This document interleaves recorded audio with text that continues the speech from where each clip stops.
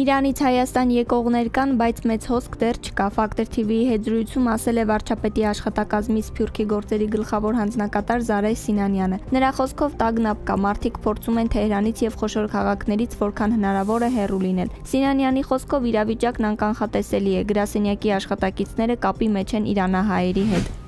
Հայաստանի եւ Հնդկաստանի արտգործնախարարները քննարկել են Իրանից Հայաստանի տարածքով հնդիկ ուսանողների տարհանման հնարավորությունը։ Ֆակտոր TV-ին հայտնել է ԱԳՆ մամուլի քարտուղար Անի Բադալյանը։ Նրա խոսքով Հայաստանի կողմից ցուցաբերվել է համապատասխան աջակցություն։ Հնդկական լրատվամիջոցները հղում անելով այդ երկրի արտաքին գերատեսչությանը գրում են, որ Թեհրանում գտնվող Հնդկաստանի որոշ քաղաքացիներ արդեն իսկ Հայաստանի հետ սահմանով լքել են Իրանը։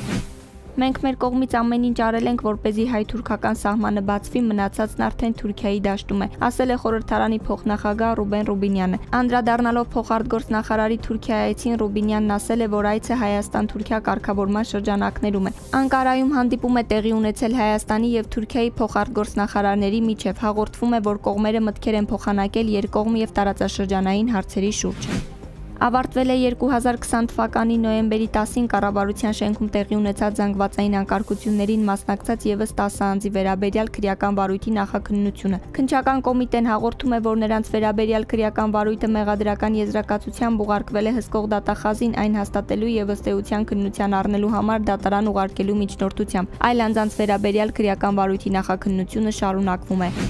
Բաքվի զինվորական դատարանում ընթանում է Արցախի նախկին պետնախարար Ռուբեն Վարդանյանի դեմ հարուցված շինծու գործերով հերթական դատական նիստը։ Նախորդ նիստին Վարդանյանը դատարանին ներկայացրել էր հերթական միջնորդությունը մեղադրական եզրակացության պատճենն իր ընտանիքի անդամներին տրամադրելու վերաբերյալ։ Նա նաև միջնորդություններ ներկայացրել ուսումնասիրելու իր դեմ հարուցված քրեական գործով մեղադրական եզրակացության ռուսերեն թարգմանության ադրբեջաներենին համապատասխանությունը։ Դատարանը մերժել էր Վարդանյանի միջնորդությունները, Արցախի ղեկավարների եւ այլ պաշտոնյաների նկատմամբ հարուցված շինծու գործերով դատական նիստի օր է նշանակվել հունիսի 19-ը։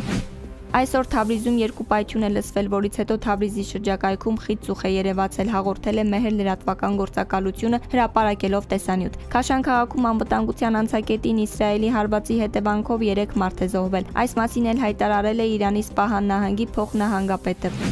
Իսրայելը հայտարարել է, որ Թեհրանում ավիահարվածից սպանվել է Խաթամ Ալ-Անբիա կենտրոնական հրամանատարության նոր հրամանատար Ալի Շադմանին։ The Times of Israel-ը գրում է, որ մի քանի օր առաջ նշանակված բարձրաստիճան իրանցի գեներալը 3 օդային հարվածի ժամանակ է սպանվել։ Գեներալ-մայոր Ալի Շադմանին ընդամենը 4 օր ղեկավարել է Խաթամ Ալ-Անբիա կենտրոնական շտաբը։